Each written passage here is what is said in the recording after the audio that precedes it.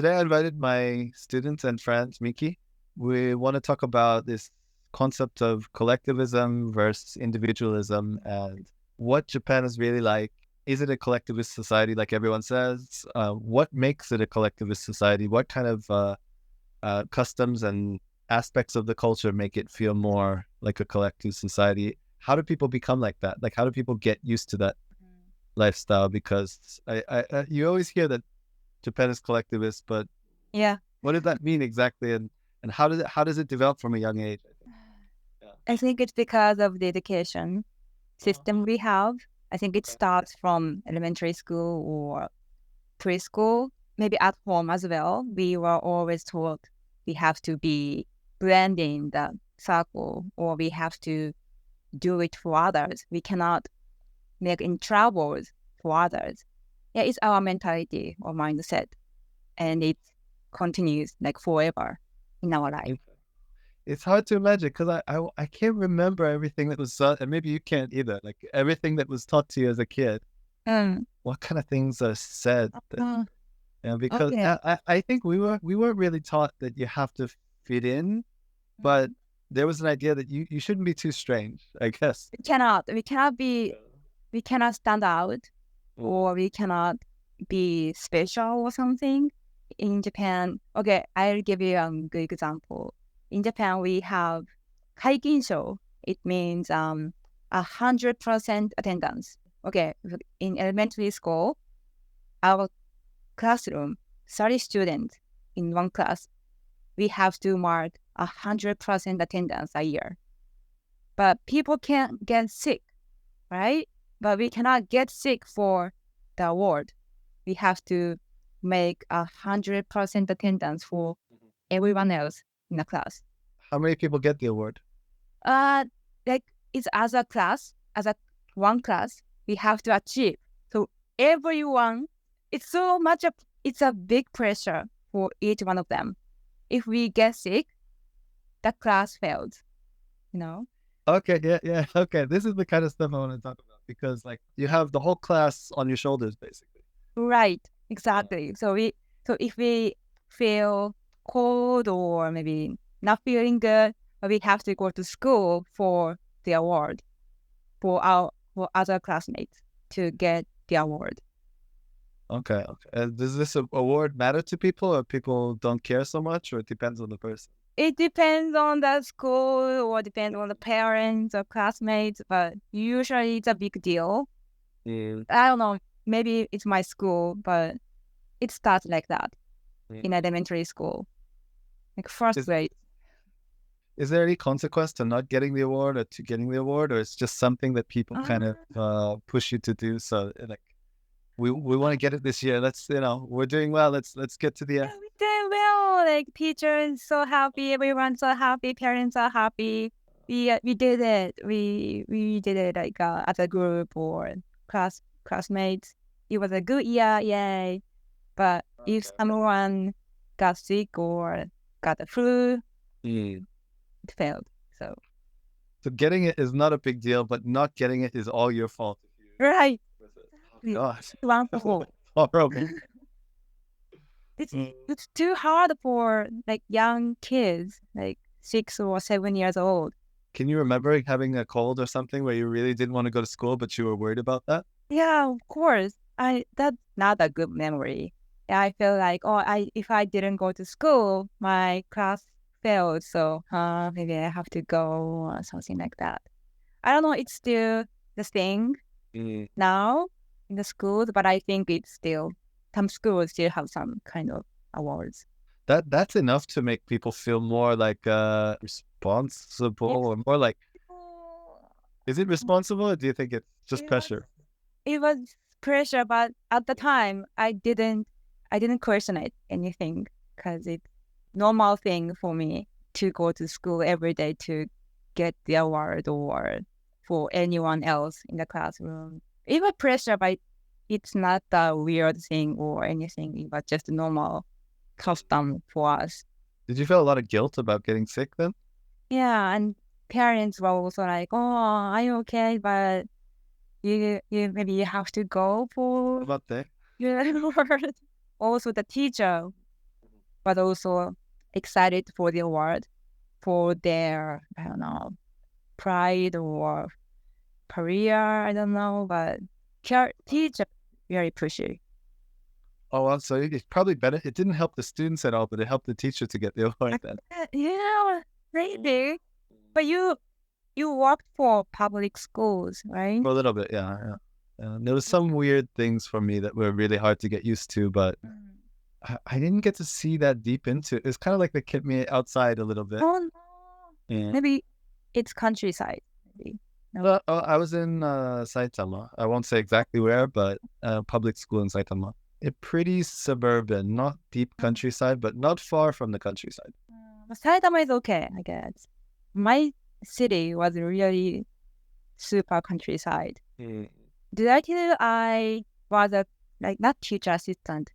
When I was a college student, I was trying to get a teacher license. So I trained myself as a teacher for a couple months at school, high school. At the time, I was trying to become a teacher someday, but I didn't get used to the custom of the teachers, like the work style. Okay, after work, they go to drink and sit together and make a circle and they sing a song that's not song. It's like a school song together out loud. It's so I have to sing it together at bar. Oh God! After work, you have to say "Yay work!" Yeah, our school's the best. Oh my God! We can like make a circle and it got me thinking that's not my place to work for the rest of my life. You have to be enthusiastic, right?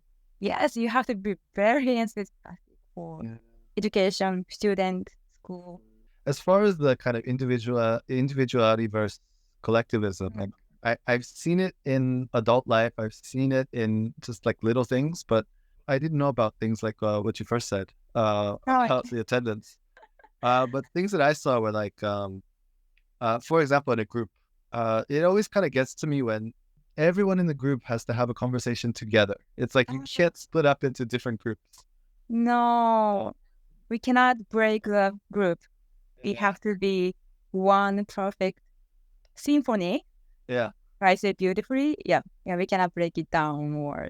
Yeah, it's like even when I go to like a pub now, sometimes like I don't go out that often, but there'll be like 6 people at the bar and they're all having conversation together, and I feel like this is not always the most fun for me because sometimes you can't go that deep when everyone is there because people connect differently. So some people are really energetic and you have to kind of adjust to them, and some people aren't. So yeah, it happens everywhere. I think 2 or 3 people are the max to talk about more deeper things.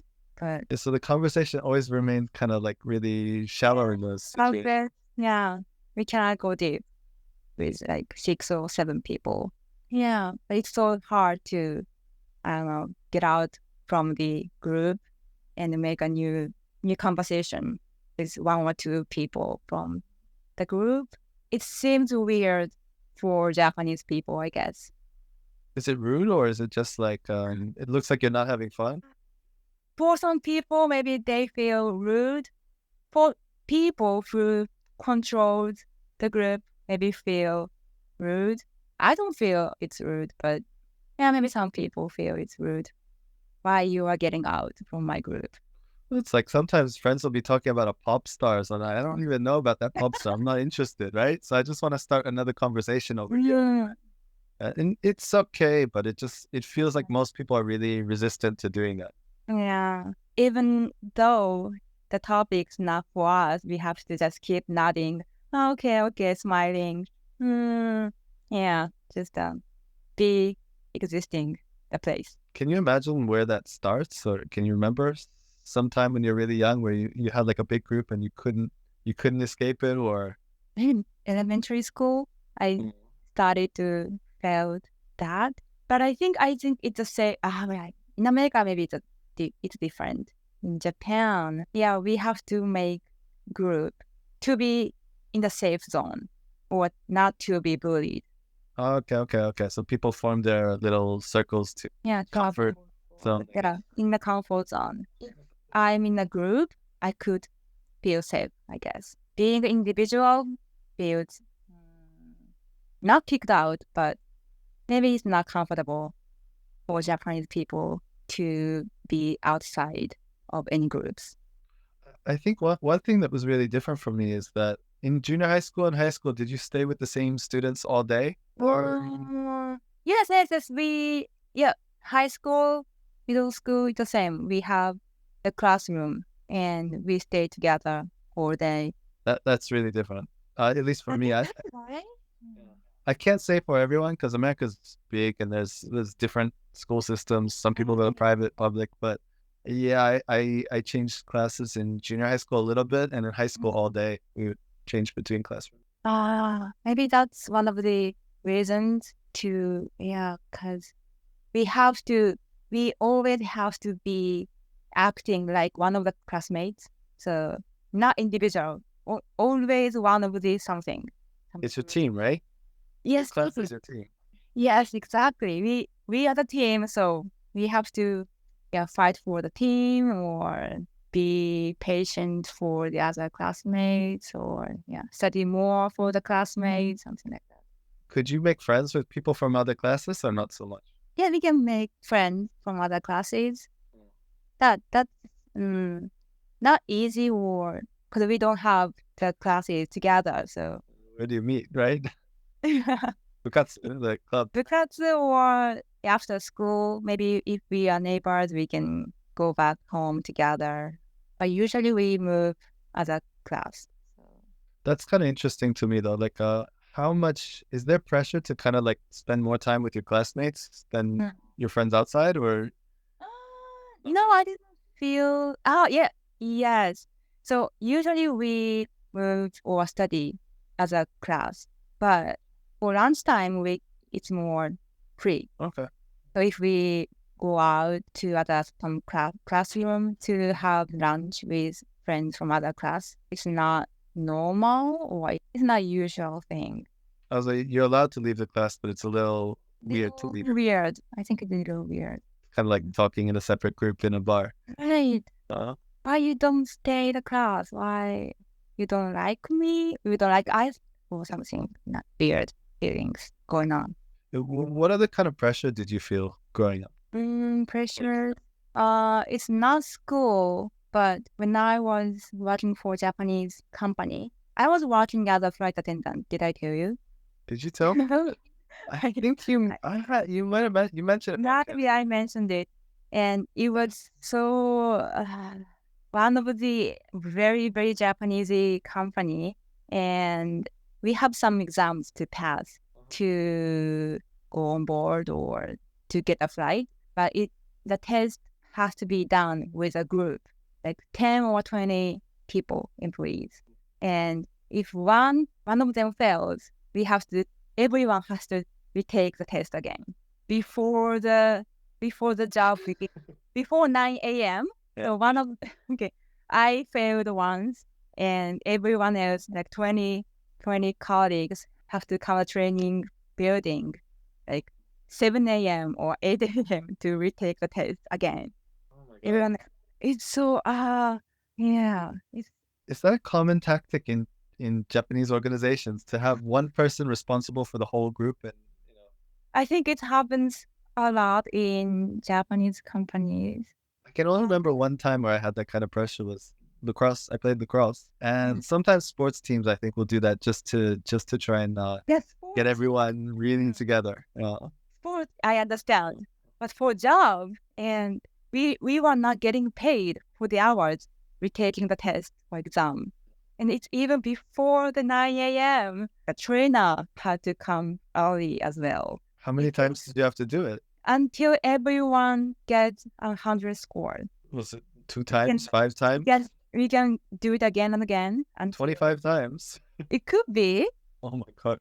It's like it's one for all or for one mindset. Sometimes I just feel like people are acting more for the sake of the collective, but it's like, why? Like, it's like, who taught you this? Like, how did you learn to be like this, right? I never really realized how common this kind of thing is. Yeah, maybe I'm not common example. But after I graduated from university, no, maybe I wonder when I started to question about this collectiveness society. You did question it though. Yes, but university was not that bad. We had much more freedom, I guess. Mhm. But Japanese companies still have some strong collectiveness mentality. Oh, we're not just saying this is all bad. I No, want to talk about like what aspects are good and what aspects are bad. Because in some ways this might be better than always being individualistic. But what do you think? Like, have there been situations where you thought, oh, it's good that everyone's looking out for the group? Well, Or is that good a hard thing. question? I cannot come up with any good idea. It's a small thing, but maybe we don't make any mess or cause trouble easily. We can care for others, but it's not because of the collectiveness mentality. It's just Okay. Why is it then? it's just personality. I mean, if we live in a individual society, we can be caring. We can care others. We can care for others.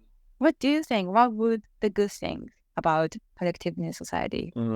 I think it's clear that Japan is safer than most of the world, right? Safety, yes. I think that comes from that kind of collectivist mindset, because to go outside of the norm is a lot harder. So to go to an extreme where you're willing to hurt someone, or to go to an extreme where you're willing to steal, it's a lot harder to do that psychologically, because there's not the same push to like fight to be the top, right? And it's competitive here, but it's not the same kind of competitive. Not the same. There's more. I think there's more of a social net in case you fall. The net could net you, and that makes people feel a little bit safer if they conform. And if they don't conform, it can be a lot scarier. Yeah, but that net can prevent some of the really kind of extreme cases that you see in a lot of other countries, I think. Or it's just more kind of social cohesion where things work better. The train is on time. I think that's one of the reasons the train is on time. Is because people feel more guilt about making mistakes, right?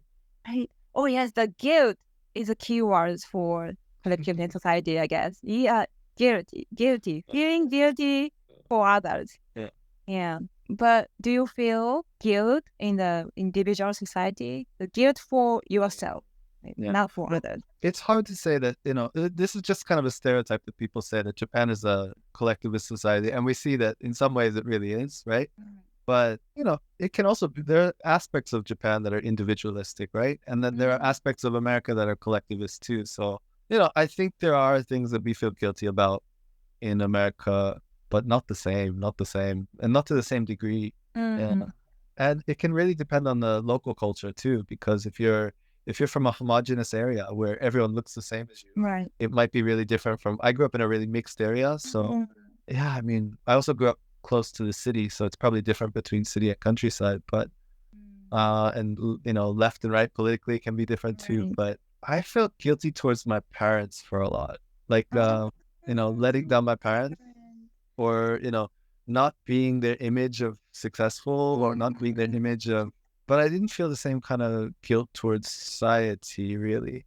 Family connections, I think, is different. Japan and Suga. Yeah. And it's really hard to say because, what's normal in America, it's really hard to say that one thing is. Yeah, it's so different. There's at least two normals, probably 50 or 100 or 1,000 or million normals. But I'm trying to think about what kind of, there was social pressure though. There definitely was social pressure. It was just, yeah. And maybe I told you about this before with the ADHD thing, right?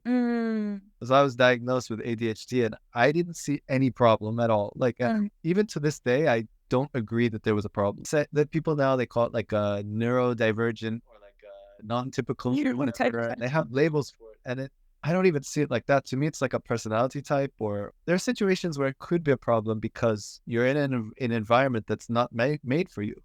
So the environment is meant for people that can let go completely of their own interest in order to just kind of like do what they're supposed to do, right? So we're supposed to sit in school all day, and the rules are much more strict in American schools, actually, from my experience, compared to the public schools that I was working in Japan.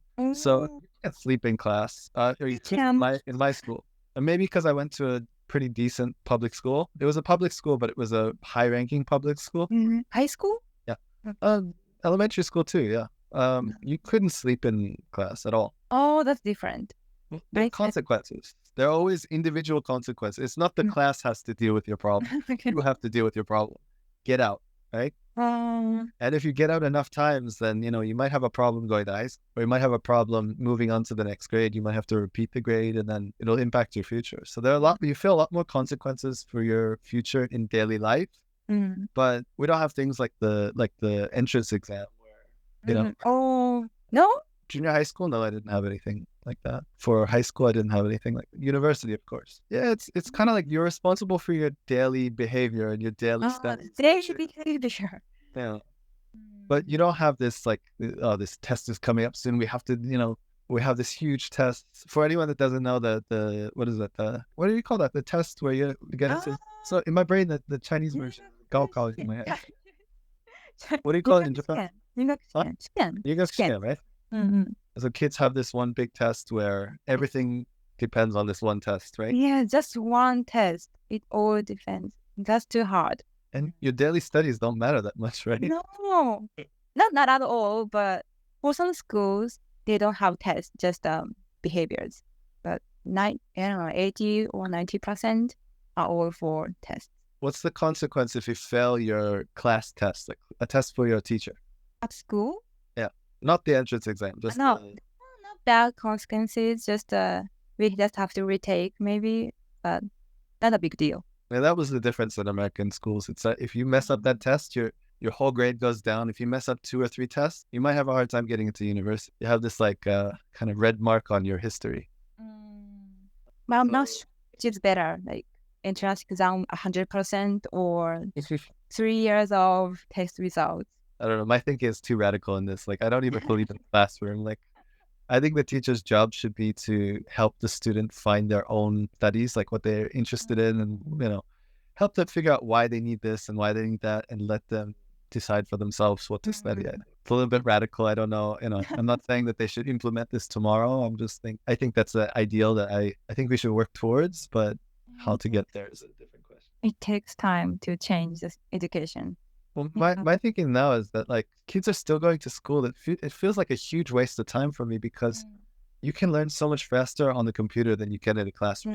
Because in the classroom, you have everyone's different speed of learning, everyone's different learning styles that the teacher is trying to meet the average. But there's no average kids, because even if you have a kid who's the average in this, he's going to be good at, or she's going to be good at this, and they're going to be bad at something else too. So, but I feel like in America, it's much more common for smarter kids like to skip grades. Yeah. In Japan, it's not happening. Maybe it happens sometimes, but I don't think it's common. But in America, people skip grades. No, it happens, but I think it depends on the area too. Because I think in America, the richer areas have better schools in general, and the poor areas have pretty bad schools. Yeah, and I gotta charge my phone to make sure.